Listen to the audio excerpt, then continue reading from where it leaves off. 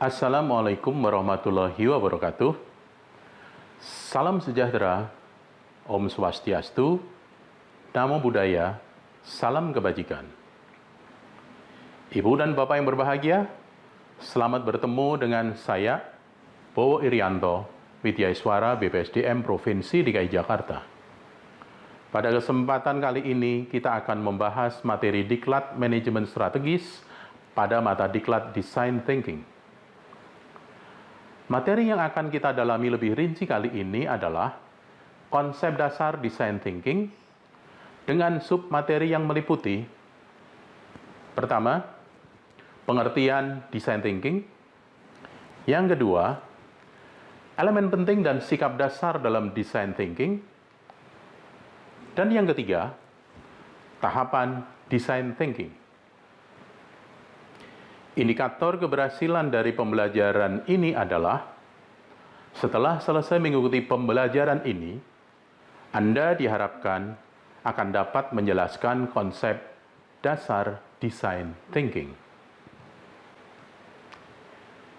Ibu dan Bapak sekalian, sebelum kita bahas lebih lanjut materi ini, marilah kita putar kembali memori kita akan kenyataan sehari-hari di lingkungan sekitar kita beberapa tahun berselang ini. Masih segar dalam ingatan kita beberapa jenis layanan jasa berikut ini. Bahkan beberapa di antaranya masih terjadi hingga sekarang ini.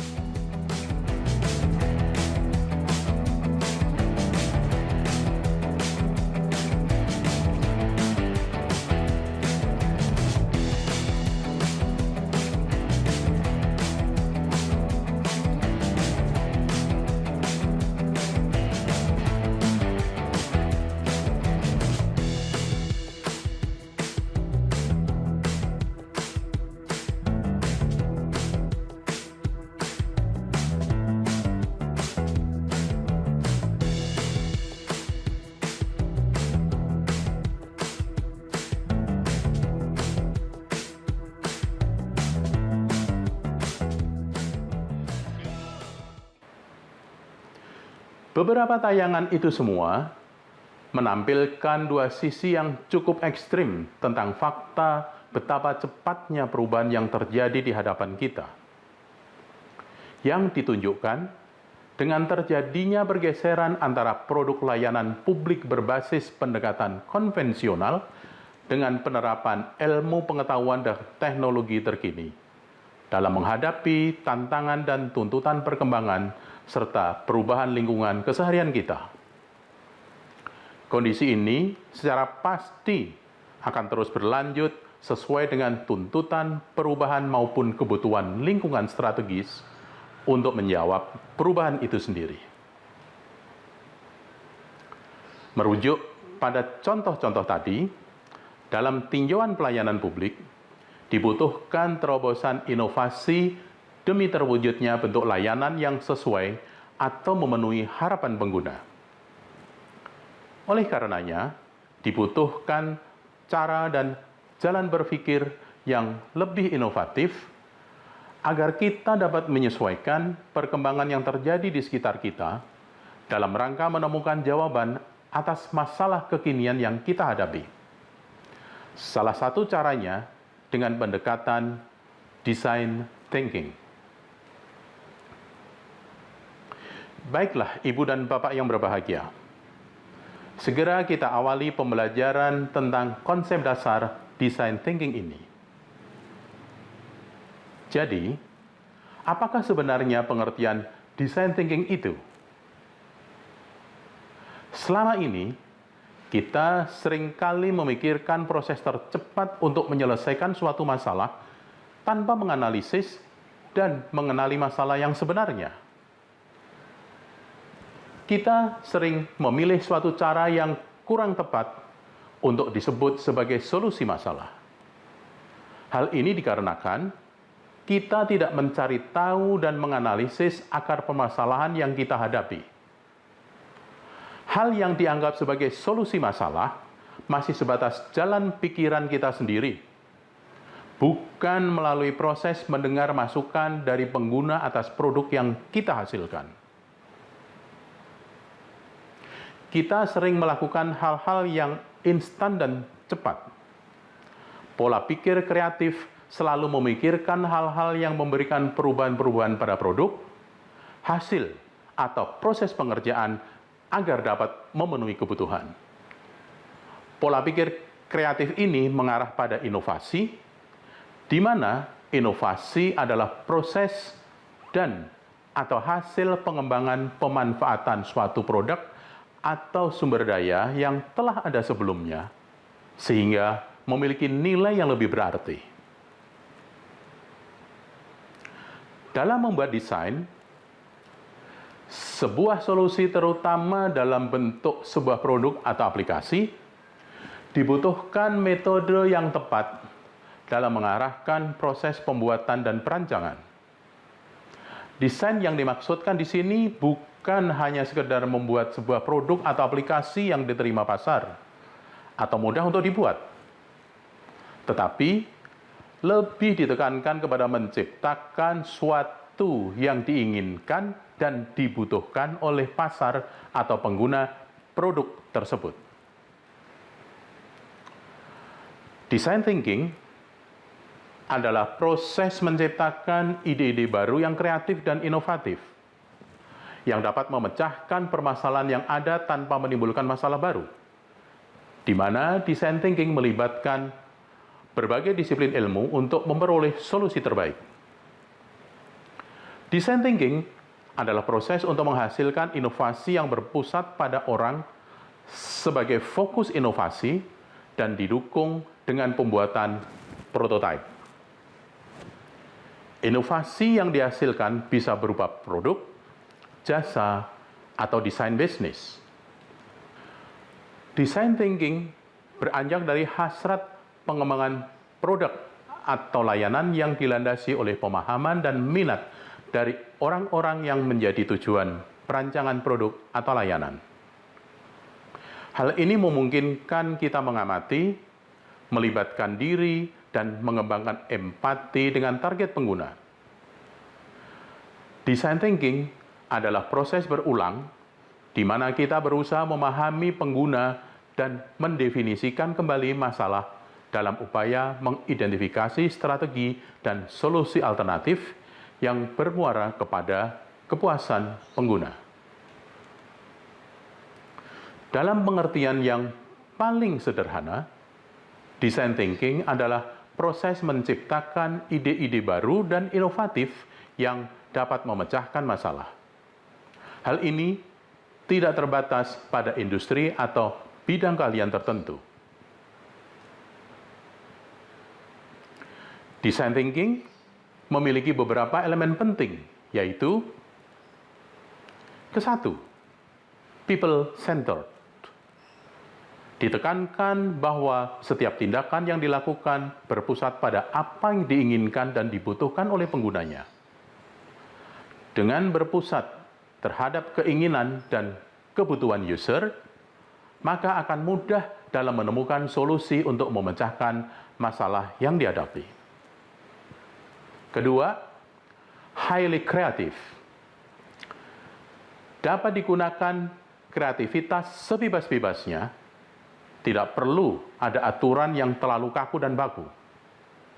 Kreativitas juga dapat digabungkan dan dikolaborasikan dengan bidang lain sehingga dapat melahirkan solusi yang lebih baik.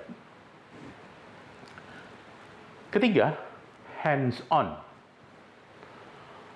Proses desain yang dilalui memerlukan percobaan secara langsung oleh tim desain, bukan hanya pembuatan teori ataupun sebuah gambaran di atas kertas. Dan yang keempat, iteratif. Proses desain adalah proses dengan tahapan-tahapan yang dilakukan berulang-ulang untuk melakukan improvisasi dan menghasilkan sebuah produk atau aplikasi yang tepat dan baik yang sesuai dengan kebutuhan pengguna. Selanjutnya, sikap dasar dalam design thinking. Ada 3 sikap dasar yang harus dimiliki dalam proses design thinking ini, yaitu pertama, experimentation, yaitu sikap suka melakukan eksperimen dan keluar dari zona nyaman atau out of the box. Dengan melakukan eksperimen ini, membuka kemungkinan akan menghasilkan solusi-solusi yang tidak terpikirkan. Dengan adanya eksperimen ini, maka akan mendapat pengalaman yang berbeda. Kedua, testing and iteration. Sikap ini bertujuan untuk melakukan uji coba. Uji coba bisa dilakukan kepada tim maupun kepada user yang membutuhkan produk kita. Iterasi ini dilakukan untuk mendapatkan hasil yang terbaik. Berikutnya yang ketiga, collaboration. Kolaborasi juga perlu dilakukan untuk dapat memecahkan masalah-masalah yang kompleks. Untuk memecahkan masalah-masalah yang kompleks, dibutuhkan kolaborasi dengan para ahli di bidangnya.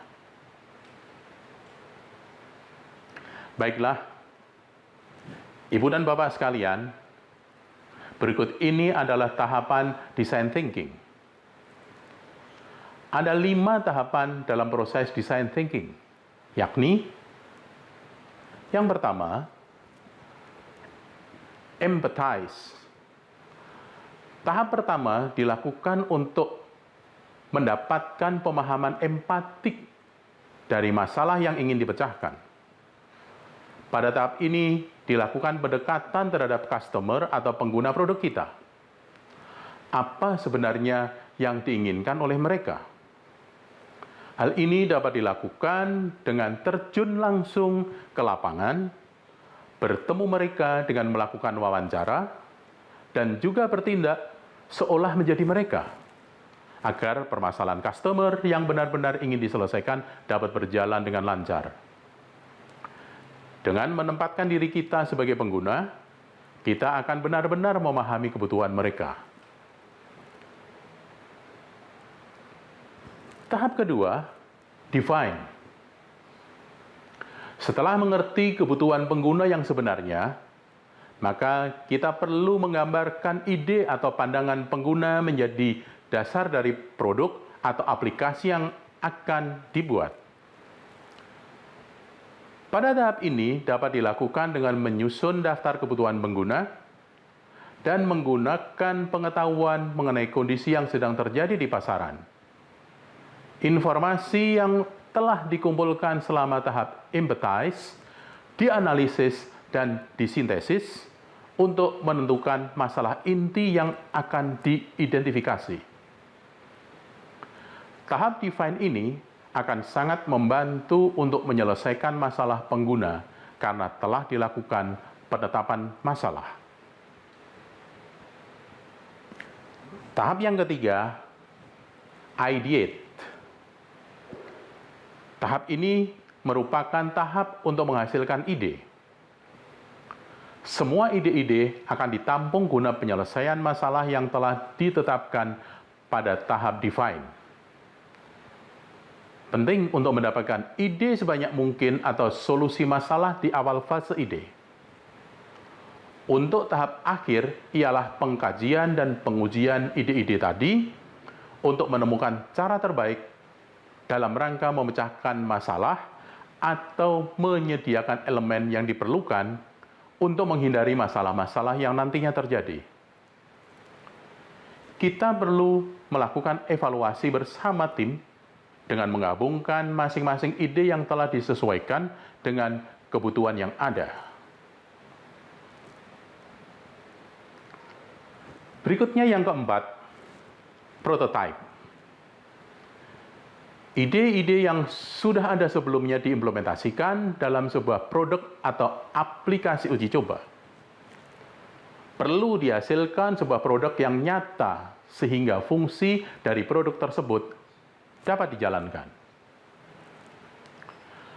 Pada tahap ini akan dihasilkan sejumlah versi produk yang murah, efektif, dan efisien, dapat juga berupa fitur khusus yang ditemukan yang melengkapi produk, sehingga berpeluang menjadi solusi masalah yang dihasilkan pada tahap sebelumnya. Prototipe ini dapat diuji dalam tim sendiri atau ke beberapa orang lain. Ketika ada masukan, maka dilakukan perbaikan lagi pada prototipe ini sehingga dihasilkan prototipe yang benar-benar bagus. Dan tahap yang kelima adalah tes. Produk atau aplikasi uji coba yang telah dibuat, dilakukan sebuah percobaan kepada pengguna.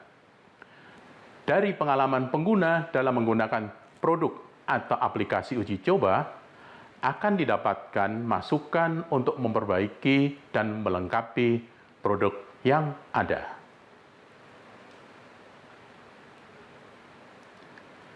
Nah, Ibu dan Bapak sekalian, pada kelima tahap ini, jika ada kegagalan di salah satu tahap, dapat kembali ke tahap yang memungkinkan itu dapat diperbaiki.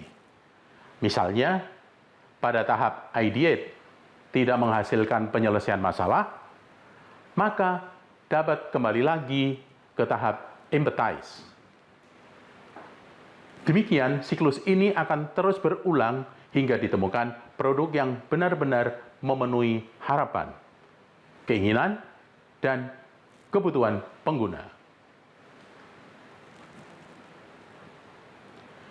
Ibu dan Bapak sekalian, itulah tadi pembahasan kita tentang konsep dasar design thinking. Semoga bermanfaat. Tentunya banyak referensi berkaitan dengan design thinking yang dapat Anda peroleh dari berbagai sumber untuk memperkaya wawasan Ibu dan Bapak sekalian. Selamat berselancar di dunia maya yang berkelimpahan informasi ini. Terima kasih.